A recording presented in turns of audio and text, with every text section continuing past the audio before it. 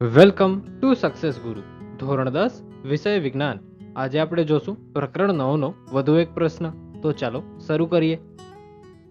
આજનો પ્રશ્ન છે, કાચના લંબઘન ચોસલાનો વક્રી ભવનાંક n1 છે અને બીજા માધ્યમનો વક્રી ભવનાંક n2 છે.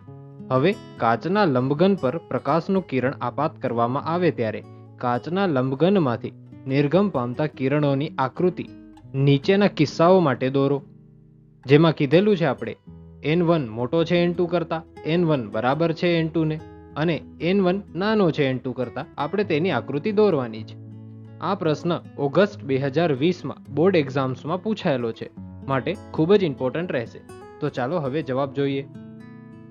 અહીં n1 બરાબર કાચના લંબઘન ચોરસનો વક્રી ભવનાંક અને n2 બરાબર બીજા માધ્યમનો વક્રી ભવનાંક. સૌથી પહેલા n1 મોટો છે n2 કરતા તે જોશું, આકૃતિ જોતા જાશું અને આગળ સમજતા જાશું.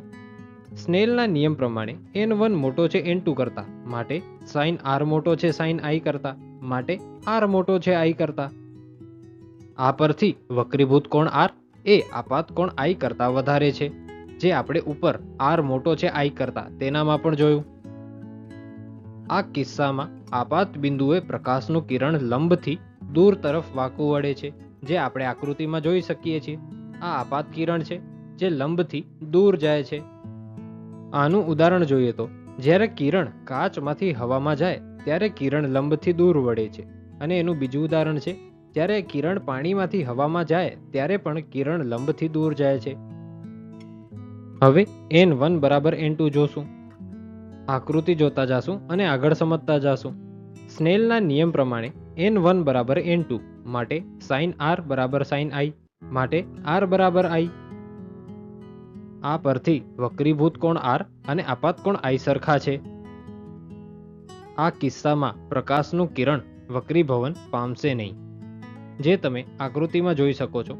આ આપાત કિરણ છે જે બિંદુએથી પણ સીધું જ ચાલ્યું જાય છે, કોઈ પ્રકારનું વક્રીભવન થતું નથી. હવે આના ઉદાહરણ જોઈએ. હવામાંથી ફરી હવામાં જતો પ્રકાશ. અને બીજું ઉદાહરણ છે, એક સરખા પાણીવાળા ગ્લાસને વચ્ચે કાચની પાતળી સીટ મૂકીએ તો પણ પ્રકાશ સીધું જ જશે. હવે n1 નાનો છે n2 કરતા તે જોઈએ, આકૃતિ જોતા જાશું અને આગળ સમજતા જાશું. સ્નેલના નિયમ પ્રમાણે n1 નાનો છે n2 કરતા, માટે sin r નાનો છે sin i કરતા, માટે r નાનો છે i કરતા. આ પરથી વક્રીભૂત કોણ r એ આપાત કોણ i કરતા નાનો છે. આ કિસ્સામાં આપાત બિંદુએ પ્રકાશનું કિરણ લંબ તરફ વળે છે, જે તમે આકૃતિમાં પણ જોઈ શકો છો. આ આપાત કિરણ છે, આ આપાત બિંદુ છે, ત્યાંથી તે લંબની તરફ જાય છે.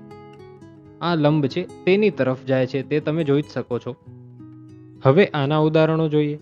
હવામાંથી પાણીમાં જતા પ્રકાશ કિરણ અને હવામાંથી કાચમાં જતા પ્રકાશ કિરણ.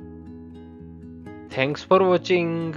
આવા જ એજ્યુકેશનલ કોન્ટેન્ટ માટે સબસ્ક્રાઇબ કરો સક્સેસ ગુરુને.